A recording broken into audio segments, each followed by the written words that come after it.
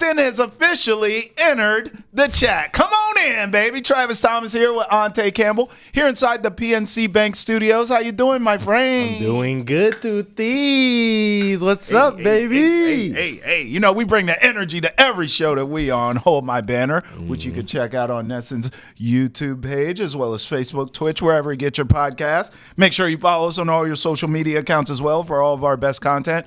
There we talk Celtics and NBA. Here we talk everything Boston sports and pop culture, so let's get into it. Let's start first with giving you the phone number, 617-790-0928, because Boston has entered the chat, is interactive. Ountae and I talk all day. I just told you about Hold My Banner. We do it here too, but we need to hear from you, so call us, hit us up on that hotline. You can also email us, thechat@nesson.com. Let's start with what's trending, my friend. Suns, Rachel Bonham made most threes off the bench in WNBA history with 8, the Connecticut Sun. So 8 threes off the bench. That's a lot of three-pointers. You've come off the bench. You've started. Have you ever seen or done anything like that? Coming off the bench, hitting 8 threes. Not coming off the bench, not hitting 8 threes. Look, That's crazy. She's 10th all time in college women's basketball and scoring. I didn't know that. So it's not that much of a surprise for her. She's a star. She's always been a star. Always will continue to be a star. I'm excited to see that she helped the Sun absolutely destroy the Mercury on Sunday. Yeah, I mean, listen, they play the Liberty and then in their building, and then they have like 4 or 5 games of under 500 teams. So I think this. Here come the Sun. Here come the Sun. They're going on a run. Here comes the Sun. They're going on a run, bro. Look, if you're coming off the bench, it's usually to score anyway, I guess. But 8 threes. You mean to tell me the Mercury couldn't say, hey, maybe we should like get a body out 8 there? for 11 too. Whoa! 8 for 11, just letting them go. Letting them go. She needs to give Bronny some lessons. Oh, Bronny. Bless your heart, Bronny. Sorry you had to be caught in that. But you had to be caught in that. Well played, Tay.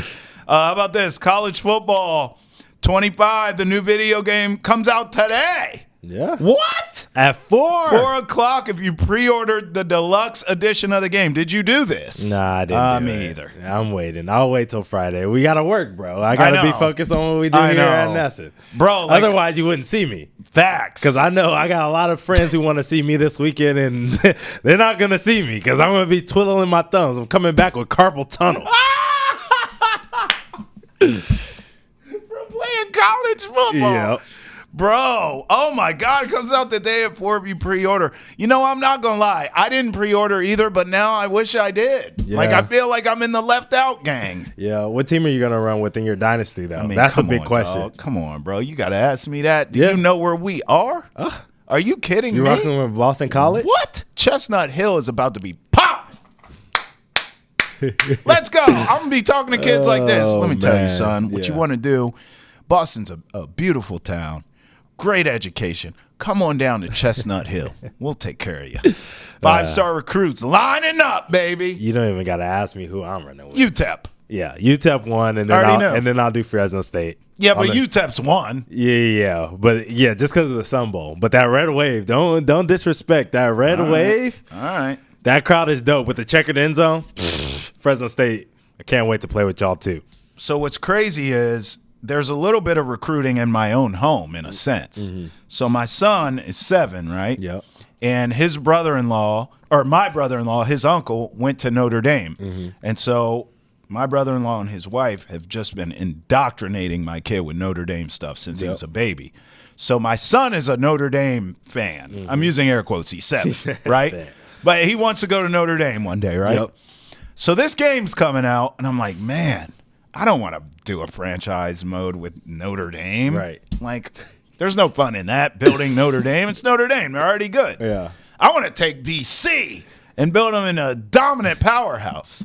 So what I'm going to try to do here is sway his mind away from Notre Dame and to Chestnut Hill, and I'm going to use this game to do it. So I'm recruiting my son already. I got to say, your house would absolutely hate me. I grew up a USC Trojan fan. UCLA for your wife. Your son's Notre Dame. They're going to be beating me up walking out into the house, man. Facts. You're right. I didn't even think about that, bro. Man, all your rivals. All of them. So only thing missing, I guess my daughter would need to be a UT fan. And then, no, you're a UT I fan. like it. I do. Listen, if I was a 5-star recruit in football, I know we're talking college football dynasty, but if I was being recruited, I'm going to Austin, Texas. You better know that. Especially if I'm quarterback. What? Man. Even though I hate the Mannings, Arch. I get it. I do. All right, here's what else is trending. Rafael Devers hit a home run so hard it broke a chair at Fenway. This guy is on another planet right now. I mean, he might as well have hit it to another planet. He hit so hard, it broke the chair at Fenway. Here's proof. Check this out. Look at that. Fenway Facilities Incident Report. Raffy smashed a home run so hard it broke a chair.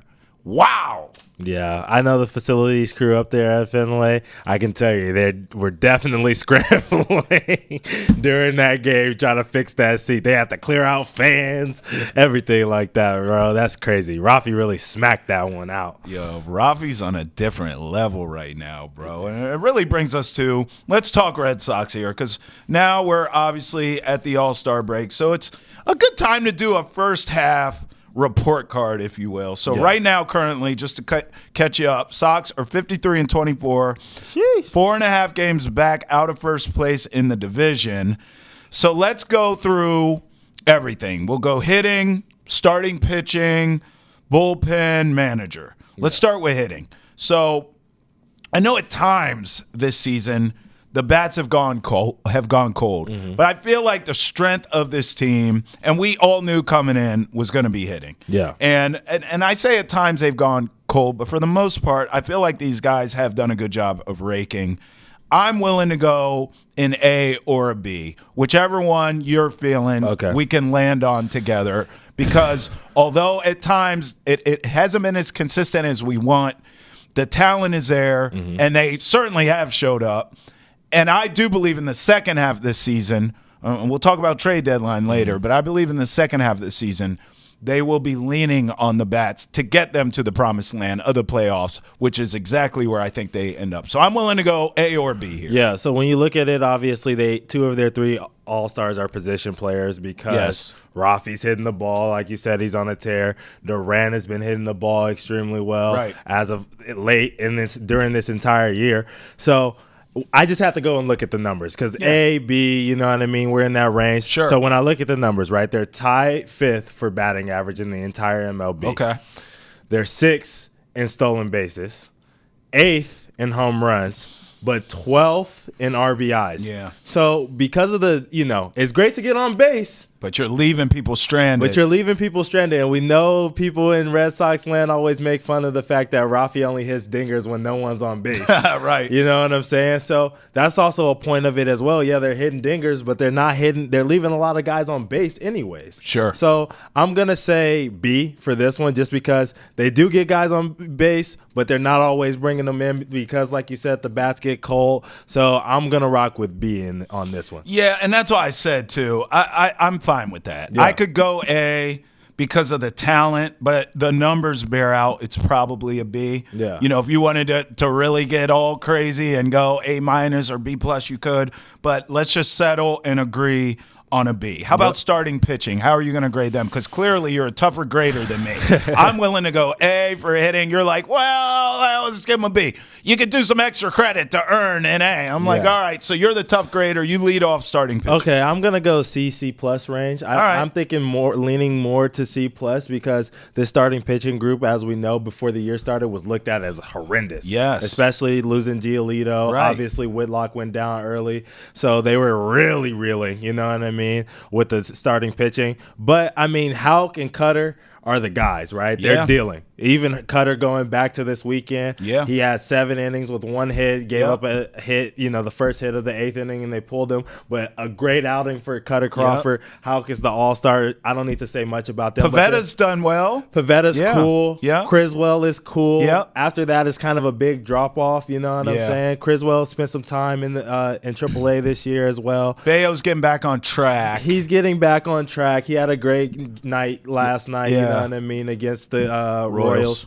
So, yeah, I think Bale's, figuring it out again. This was kind of how he was last year, too, though. He started off kind of slow, and then he ended up figuring it out. I think it's the same thing. New pitching coach, Andrew Bailey. He's kind of meshing with him and now figuring it out. Yep. But, yeah, I'm just going to go C+.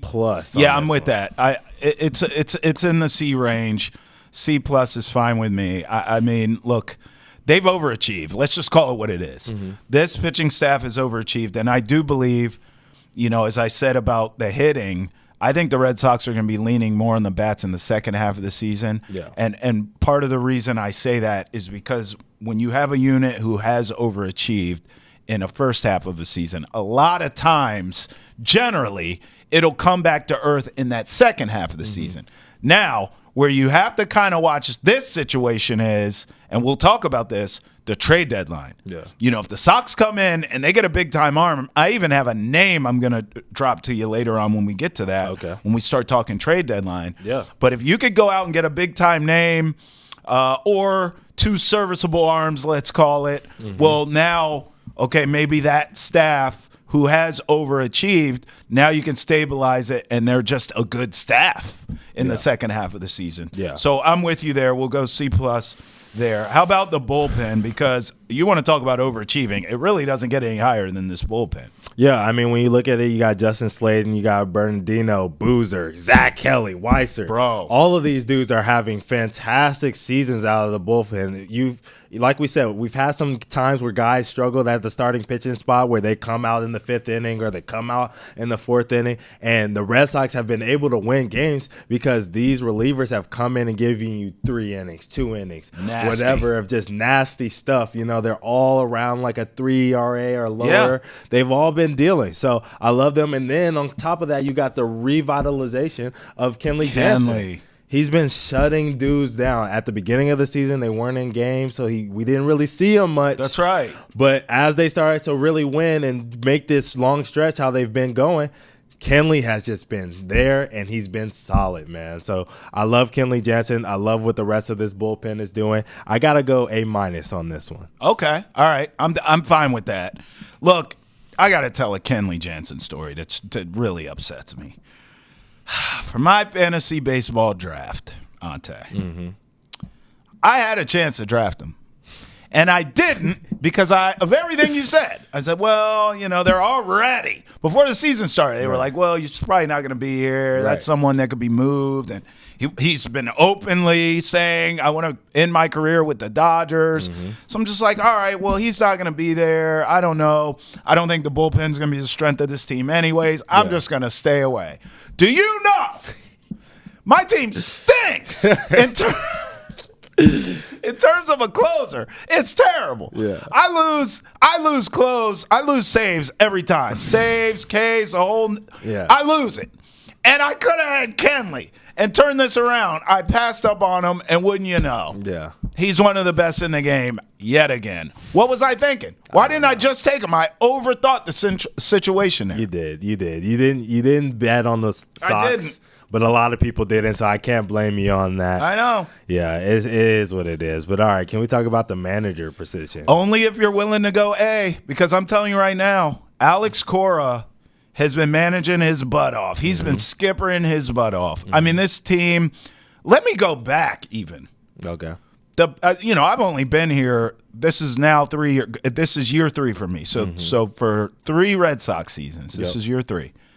For the first 2 seasons I was here, the fact that those teams were close to 500, and by the way, I will say this. I think if they made moves at the deadline, which they didn't, both of those teams could have been wild card teams, particularly 2 years ago. They still had Bogarts and all those guys. Yeah. But Cora has had them right there at damn near 500 and not a ton of talent. Yeah. This team is more talented, And they are playing absolute lights out. Mm-hmm. And I do now believe that the Sox will make a move at the deadline. Mm-hmm.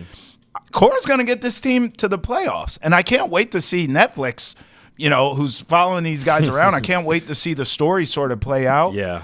The only grade I'm willing to talk about for manager is an A. Alex Cora's doing a tremendous job. Yeah, he has been doing a tremendous job, and it's got to be hard for him, obviously, because coming into his year, everyone had him on the hot seat. You know what I'm saying? Yep. So I got to go A as well. I was reaching into A+ range, but I have been to a couple of games and watched a couple of games where I was sitting there thinking, we talked about the starting pitching and how they've struggled. Mm-hmm. Hey, help this guy out, get him out of there, blah, blah, blah, whatever.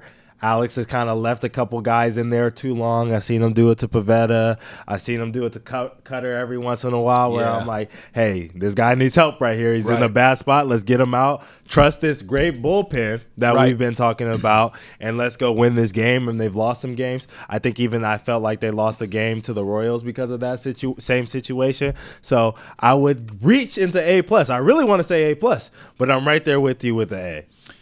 Let me defend him in this way. Mm-hmm. I miss baseball that was run by skippers and making those assessments. Yeah. I don't love the nerds that have taken over baseball. I don't. Yeah. I understand them, but I don't love all the analytics and the numbers bear out in this moment. You need to do this. Yep. Most managers nowadays in baseball strictly go by the analytics, and I think a lot of it is based on the franchises telling them. Right. Like when you get the job, like this is how we do business. And most of these teams do business that way. Yeah. The truth is in the middle. And that's where I think Alex Cora is. I think he's swimming in those waters where, first of all, kudos to the Red Sox for allowing a manager to make those calls still, because a lot of franchises don't. But also, I think Cora has a good balance of, I'm going to go with my gut here and make this call, right or wrong, because you've even illustrated a few times where he should have gone the other way. Cool. But at least he is managing still old school by the gut, but not too old school where he doesn't listen to or adhere to the analytics of what to do, right? Does that make sense? So I think the balance, the truth is always really somewhere in between. And I think the right way to do it is a balance of having the skipper make a gut call, but also what do the numbers bear out? Yeah. I mean, balance is key in all of this. It is. I agree with you. And no one's perfect. Hell, I know I ain't. Right. You know what I mean? But that's what I mean. I respect that he at least will still make a damn gut call. Right. A lot of these managers won't even do it because they can't. Right. I think I'm a little internalized, just deep-seated hatred for the trust your player momentum. Oh. Only because Dave Roberts. Because of Dave Roberts. Now the truth comes out. Because he trusts his guys too much, and then he loses games. Bro, you hate Dave Roberts, bro. I just hate the way he manages the Dodgers. I think he's a great manager, but I think he believes in Kershaw too much. So you think he should listen to the nerds more? Yeah, in some spots. In some spots. Okay. All right. In some spots. I'm trying to run the nerds off. Ountae's saying more. Revenge of the nerds. No. There's just certain times where, your guy is not the guy anymore, right? Sure. Like we talk about all the time. Like Klay Thompson's not the guy anymore for the Warriors. Right. You know what I mean? You got to know. When it's like, hey, you've done some great things for the organization, but that doesn't mean you're the best anymore. Facts. Come off the bench. Facts. Do this, do that. So, yeah, that's where I'm at with Dave. Hey, we want to hear your grades. 617-790-0928. Hit up that Boston has entered the chat hotline. We want to hear from you. Also, you can email us, thechat@nesson.com. And for all the latest on the Red Sox, check out the latest episode of 310 to Left. Tune in on Nesson's YouTube, Facebook, Twitch, wherever you get your podcasts. Make sure you follow us on all your social media accounts for all of our best content. Now, do you think in the end, when the smoke clears, the Red Sox will be in the postseason? Yeah. Me too. Yeah. Oh, you didn't even hesitate. No. There was no thought needed. No hesitation. Wow. Yeah, they're a playoff team. Are you this confident not only because of what you've seen in the first half, but because, like me, this is where I'm at with it. I love what I've seen in the first half, but I feel like I've also, maybe not this. Again, I'm just speaking of the last few seasons I've been here. Right. Not this prolific, but they played pretty well in the first half of the last few seasons and then fallen off in the second half. Where my confidence comes from is not only has this team played better, lights out in the first half, I do believe the Red Sox will be buyers, will be active. I mean, Craig Breslow has said the same. They're going to be active for the deadline, and that's going to be the difference this time around to get them over the hump, to finish strong in the second half of the season and get them into the postseason. Yeah, I'm just a little nervous about what you give up. You know what I mean? I think this Red Sox team is a couple of pieces away, not just one, not just two. You know what I mean? Probably 3 or 4 guys, honestly, away from being a World Series contender. Right. Playoffs isn't good enough here in Boston. Boston is the city of champions. You know what I mean? Say it again. Boston is the city of champions. Yeah. You know what I'm saying? So you got to win championships in order to be loved here in Boston. Making the playoffs isn't good enough. Facts. So don't move off of Teal. Don't move off of these other young guys in the farm system to get a guy. You know what I'm saying? Just one guy, a pitcher or whatever. So I'm a little wary of that, even if they don't make a crazy move, kind of like how they didn't make a crazy move last trade deadline. Yeah, I think this team is still a playoff team because they've shown resiliency. That's what playoff teams show, right? When you're down or your back is against the wall, you know how to go out and win games. Tristan Casas, who's been a great young player for this team, has been out for a while. They plug in a vet, Dom Smith, doing well. You know what I mean? They bring in Yoshida to be an outfielder for the team. Doesn't really show us that great of defense. He's doing the DH thing. Great out there. They get Tyler O'Neill. Plug him in as an everyday left fielder instead. He's doing fantastic things for this team. You know what I mean? The middle infield, Story was supposed to be in there. Rafaela has really stepped up. A lot of other guys have stepped up to play second base. Kind of next man up mentality. What I mean? So it's just been a great season for these guys because every single time a guy has gotten the opportunity to show what they have, they've played great. Obviously, we knew right field was going to be a huge question mark with Verdugo leaving. Right. And we saw Wilyer Abreu's having a great season defensively and offensively. Right. So this team has just stepped up every single time, and I think they'll continue to do that whether a huge deal is made or a huge deal is not made, and that's why I put them as a potential playoff contender. It almost, correct me if I'm wrong, it almost sounds like at your deadline, if you're running the show, you wouldn't do the splashy moves. You would add depth. Yes. You would look for another bat. Yeah. You would look for arms in terms of pitching. You wouldn't look for the arm. Right. You would look for arms. Yes. Okay. Because I think the arm takes a lot. Sure. Okay. I don't. Let me say 2 things. Because I agree with you and I disagree. Okay. But I don't hate your trade deadline strategy, right? Like if we were working in the same front office together and we were having a meeting right now, I would present the other side of the coin, which I'm about to do, but I would respect yours. And if we walked out of the meeting with your plan, I wouldn't, you know what I mean? I wouldn't feel a type of way. Yeah. I'd be like, all right, I at least get it because you're still keeping big picture future in mind. Exactly. Fair? Yes. Okay. 100%. That's exactly what I'm in for. We are on the same page for your game plan. Yep. Mine's different. Okay. I want to go for it. And I want to go for it for a few reasons. It meaning a World Series or it meaning the playoffs? A World Series. Okay. So here's where I'm at. I think the inactivity at the deadline the past few years has really been what has done the Red Sox in. Yeah. As it pertains to the second half of the season and not making the postseason. Right. Because of how this team has played in the first half, and we'll get into this too, I'm looking around at an AL that feels very wide open to me. Now, the NL is no joke, but I'm looking at an AL that feels very wide open in terms of getting to a World Series. Yeah. So I'm thinking this is the time now to go for it. And I know you talk about some of those pieces you don't want to let go of in a farm system. I would be willing to do it for a couple names. There's one, and I brought up Netflix earlier, sort of in a joking manner, but in all seriousness, we all love a good reconciliation story, a good rekindling story, a good comeback story, a good let's run it back and see if we can do it better this time story. I would love to watch that play out on Netflix, and you bring a guy back in Nathan Eovaldi, who fans loved anyways and didn't want to see go. He goes to the Rangers. He shoves for them. He's been great for the Rangers. Yeah. But right now the Rangers are a mess. Yeah, they and are. I imagine that they would be looking to sell at the deadline. I imagine. Yeah. I'm picking up the phone and at least asking, hey, we want Nate Eovaldi back here in Boston. What's it going to take?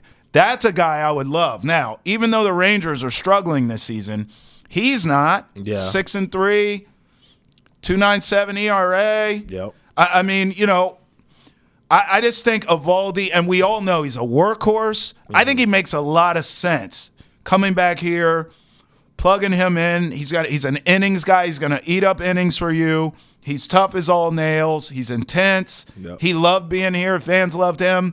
He knows the expectations. It feels like a great fit. Here's another one that's more roll of the dice.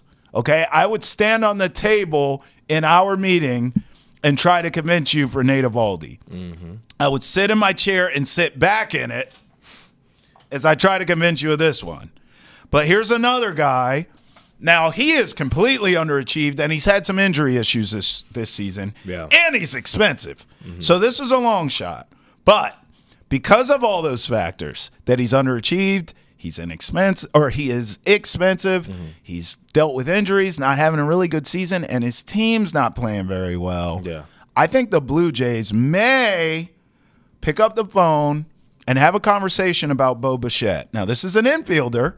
Okay. This is an infielder. This is a guy who plays shortstop. Maybe you could move him to second. I'm just saying. Right. Bo Bichette, although expensive, we know talent-wise what he brings to the table. We understand that. Get him healthy.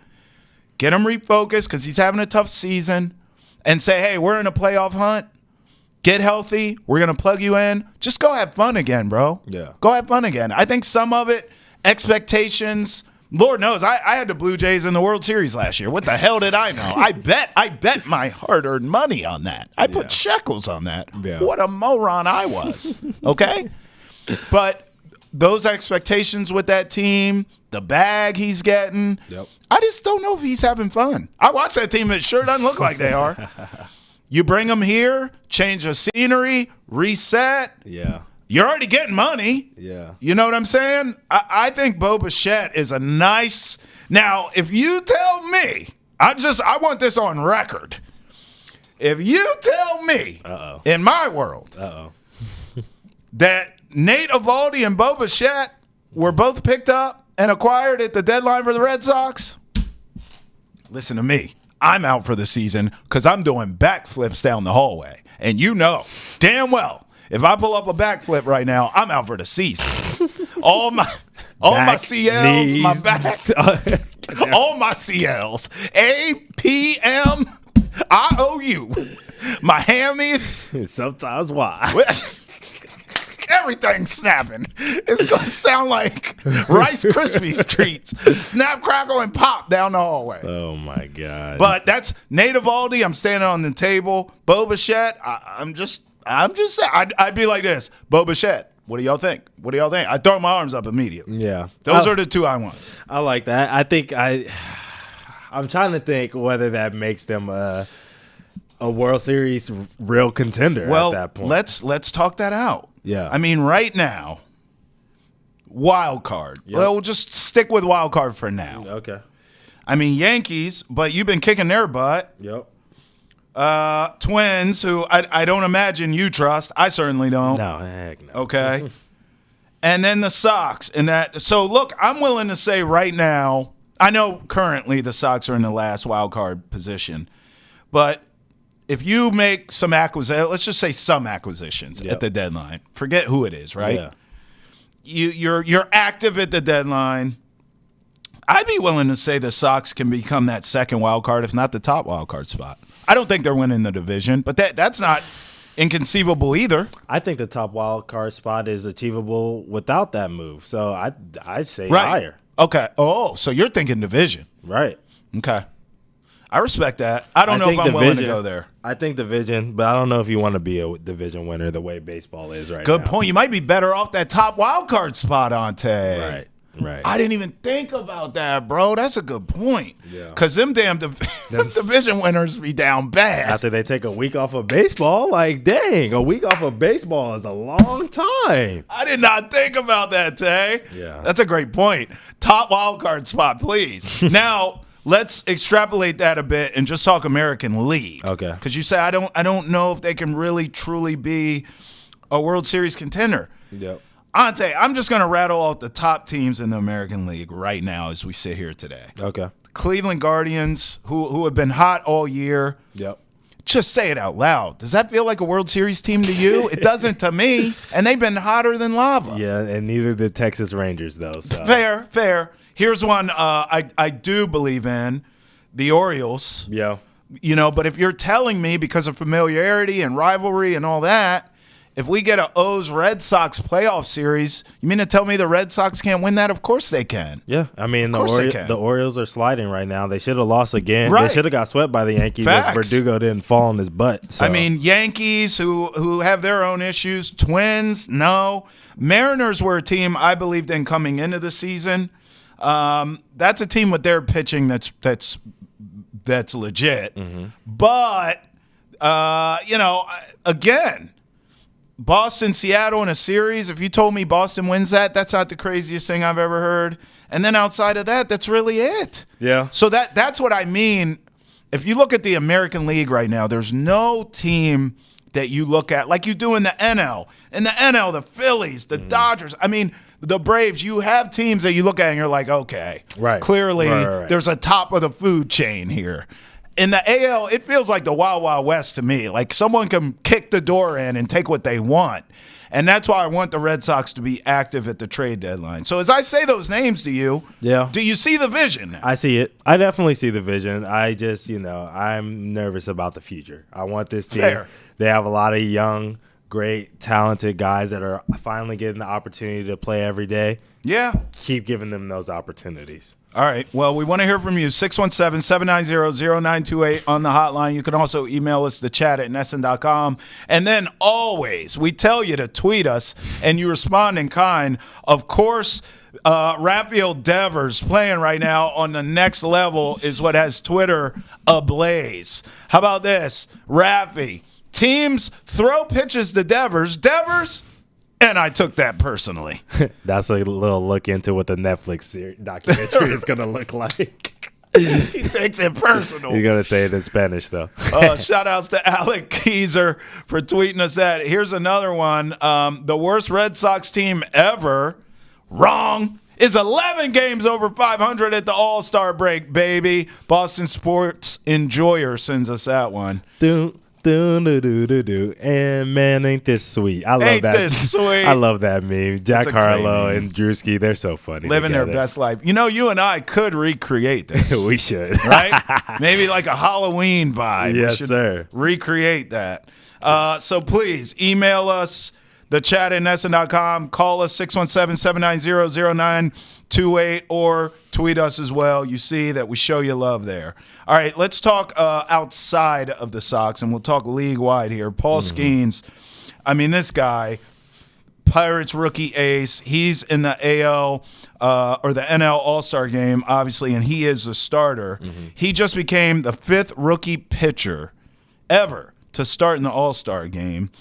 I mean, is he the best pitcher in the league right now? All right. That's a little hyperbolic, right? All right, calm down. I do like him. He is. He's definitely top 5. He's definitely top 5. He's not right the now. best, but he's not the best. I think you still got to talk about Corbin Burns, who's just been doing a lot. Nola, he's been having a great year. He slowed down just a tiny bit in the second half of the first half of the season. Sale has been great. I like the kid Scooble from the Tigers. I like him. He's been dealing. Yeah. But I think this is important. That I think I like it because the MLB is like they're trying to get more people to pay attention to their game, right? Sure. And he's the young, hot name. Like I feel like if you don't follow the MLB, right, you have a chance of knowing who he is because of his girlfriend and the story about him at LSU and the fact that he's the first kid to get drafted the year before and then the next year make it to the All-Star. That's game. right. So obviously, I think he has a lot of hype around him, and the hype is warranted because he's amazing. But he's not the best player or pitcher in the MLB. Bro, you know what's crazy is you saying like MLB's trying to hype this kid up, and you're totally right because I go back to his last start before the All-Star break. He literally had a no-hitter rocket. Right. He threw 99 pitches, and they took him out. Yeah. What? But I believe it's because he needs to start in the All-Star game. Right. I really think those two are correlated. Right. I think they said, this kid, he's starting in the All-Star game. We better get him out of there. Yeah. He had a no-hitter. And what happens? They take him out immediately, no-hitter over. Yeah. Great. I saw this tweet over the weekend, and it was a tweet of Tim Lincecum throwing 144 pitches to get a no-no or a perfect or something. And the guy quote tweeted it, and he was like, "Oh, this is actually the greatest reason why they shouldn't pitch Skenes." Well, right. I mean, unintentionally, you gave the greatest reason why they shouldn't pitch him. I know. For 144 I know. pitches. I get it. But listen, all the greats, and we think this kid will eventually be an all-time great, barring health. Unfortunately, we see so many pitchers' elbows explode. Yeah. But assuming health, he does look like he's going to be a Hall of Fame all-timer. He just does. Yeah. Maybe not the GOAT, maybe the GOAT. We don't know. But he's going to be one of those. Yep.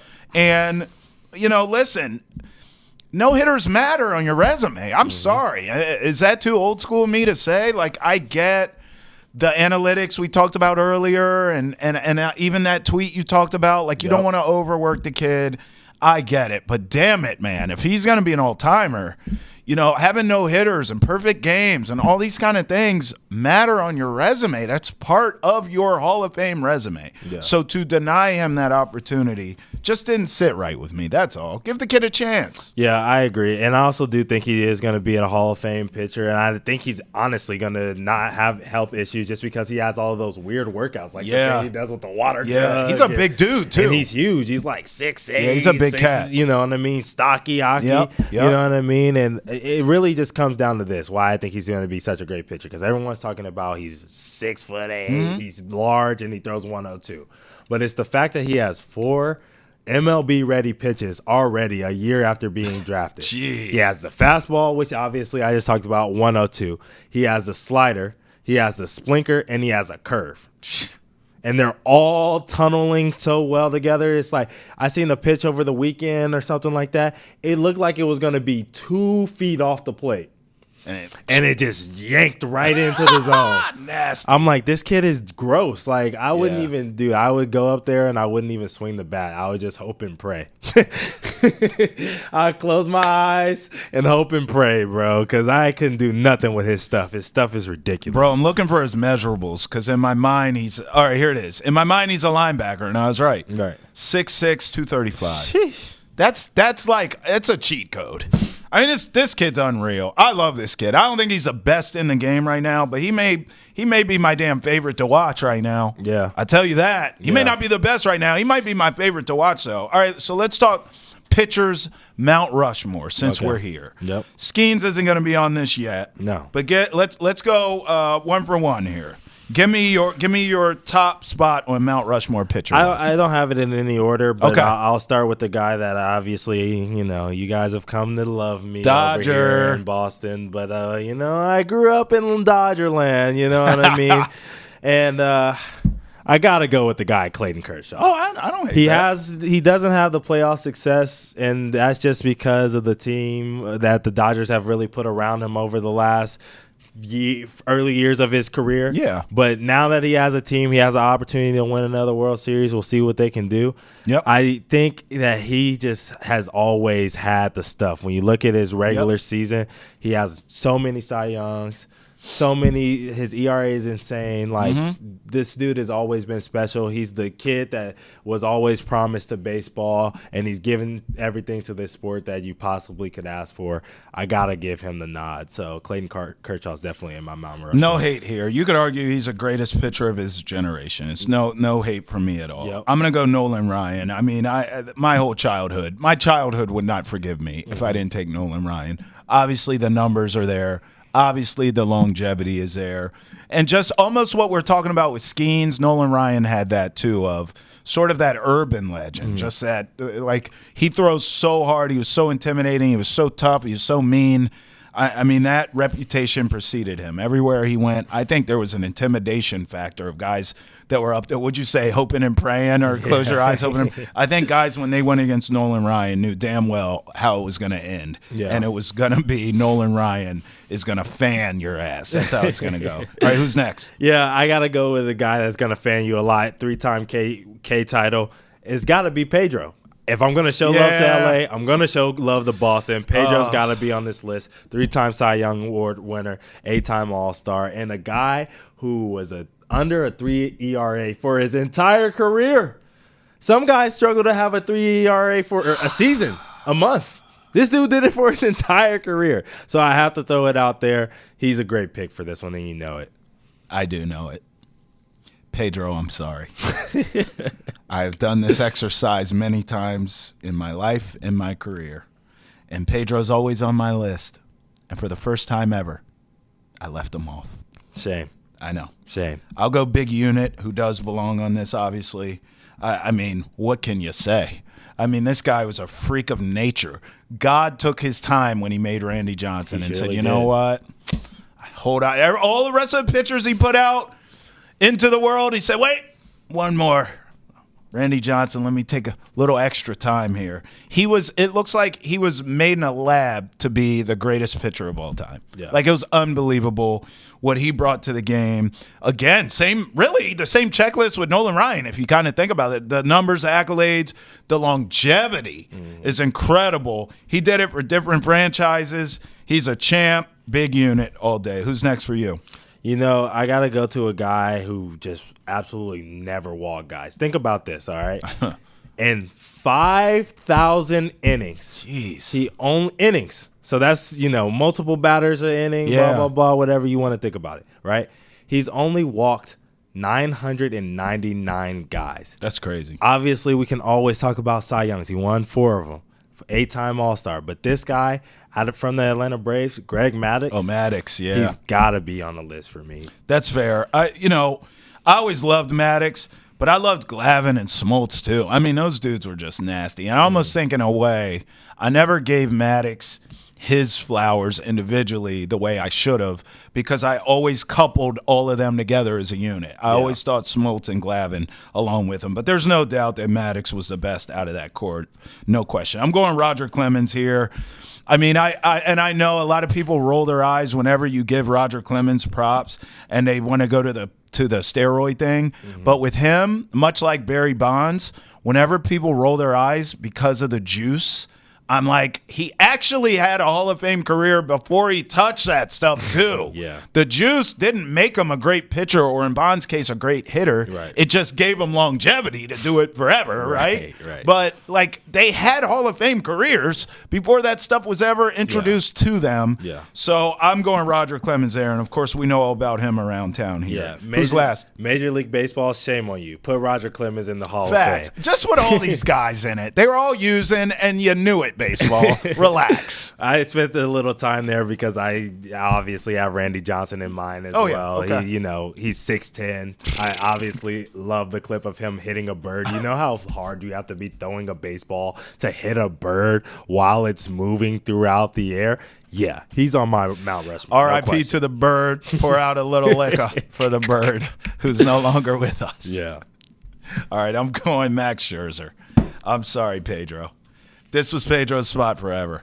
I'm going Mad Max. This guy continues. When he went to the Rangers, I said if the Rangers win the World Series, that's it. I'm putting him on my Mount Rushmore. Now, I'm not acting like he threw them to it. I know he dealt with injuries in the playoffs, but he still gutted it out. He was still out there. I watched him do the same thing in Washington. Yeah. This guy, Max Scherzer, for all of his greatness, and we know he's going to be Hall of Famer, and we know he's a fan favorite too, but I don't think Max Scherzer gets the credit he deserves. He feels underrated to me. Yeah. All the Ks, all the wins, the intensity. Guys in his clubhouse love him. Mm-hmm. I mean, this guy's unbelievable. I think Mad Max Scherzer is an all-timer in the game of baseball, and I actually do believe over time, as time goes on, history will be more kind to him than the present was. For all of our best content of the day, make sure you follow us on Facebook, X, Instagram, YouTube, and TikTok. That's a wrap. For Boston has entered the chat here inside the PNC Bank studio for Travis Thomas and Ountae Campbell. We appreciate you. And you know what? Come back with us when we enter the chat yet again. Peace out. Deuces.